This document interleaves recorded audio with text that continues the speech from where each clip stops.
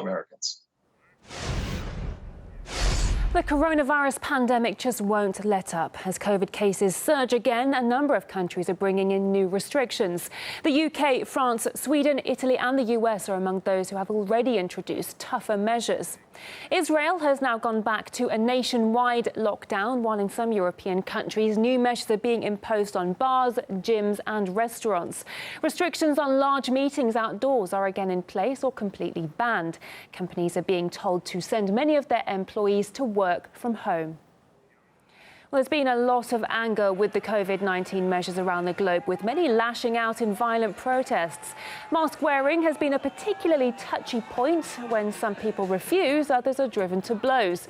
A warning, some violent images coming up. Hey, stop! Get her off me! Get your girl off me! Get her off!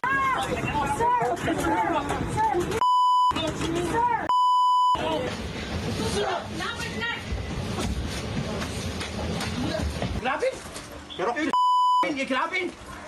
Hey, who you grabbing? With so much focus on COVID, the World Health Organization is voicing alarm at the detrimental effect it's having on other essential health services and medical access. A survey shows 93% of countries worldwide have disrupted or halted mental health services. It's the first data showing the dreadful impact of COVID-19 globally on mental health care and stresses the urgency of increased funding.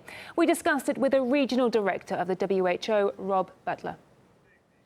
People, as they become fatigued or tired or weary, they also, under the measures that have been implemented by many member states, by many countries, they become isolated, they become alienated, and they feel lonely in many situations. So in that situation, they're more likely to feel a very high cost of the measures that they're being asked to perform. So not seeing their family members, for example, or not going to social gatherings, to not have their usual behavior becomes a very high cost for them.